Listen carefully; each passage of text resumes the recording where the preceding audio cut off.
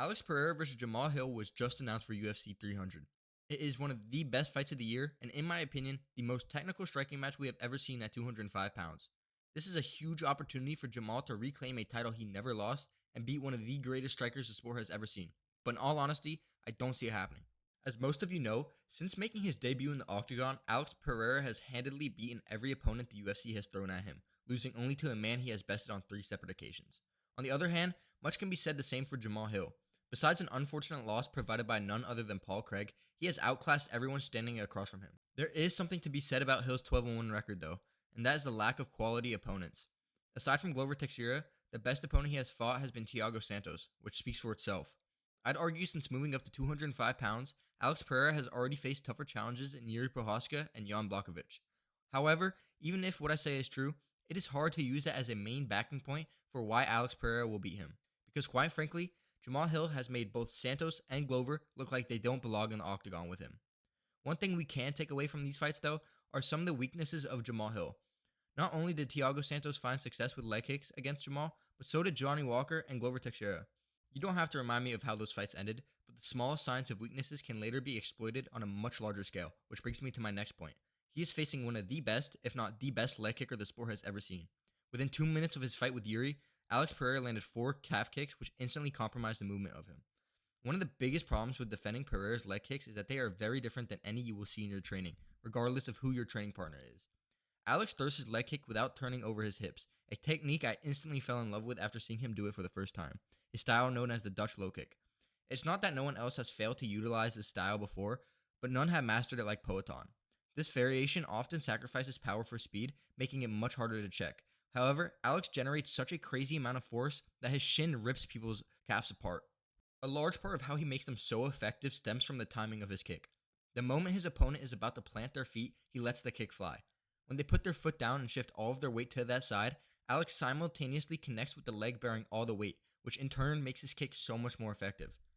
Another trait of his leg kicks that make them so good is the tempo at which he throws them. They have no telegraph at all. This goes hand in hand with the previous point I made, but even if you know he throws them, when you plant your feet, he seems to always catch you off guard and break your tempo. Izzy talked in depth about this after their fight, which made me realize just how unstoppable this kick is. Something else that is very important to consider is the way in which Jamahal Hill approaches this fight. When it comes to his striking, he shuffles in and out while applying forward momentum. He fights almost like a counter striker moving forward, waiting for his opponent to throw, then slipping just out of range of the attack and throwing his own at the same time. Now, when there is a large threat of a takedown, he does move off the back foot until he feels confident in his abilities to stuff that takedown, but that obviously won't be something he has to worry too much about in this fight. Even though we've seen most of his finishes occur while applying this forward pressure, I think he will be much more wary in this fight against Alex, especially considering how he slept Yuri while moving backwards. The problem with this is that Alex Pereira has no fear of moving forward either. In fact, he welcomes it. Just think back to how he became the first and only person to stop Izzy in the octagon. It came in the 5th round when he was pressured up against the fence with nowhere to go.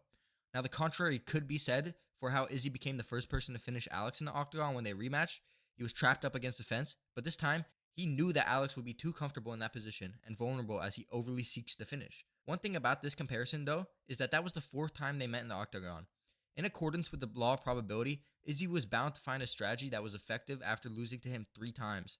That considered, when Alex starts to apply the pressure on the front foot, I think he will be much more calculated in how he approaches a finish when having Jamahal trapped up against the fence. With the kicking ability Alex has, I would not be surprised if we see his first finish by head kick in the octagon against Jamahal. If you don't pressure a kicker, you give them the freedom to throw their kicks with no restrictions. If Jamahal is pushed up against the fence, he can only go 2 directions, a lateral movement Alex can see coming. There's another element that has to be considered when analyzing this fight, which is the activity levels of each man.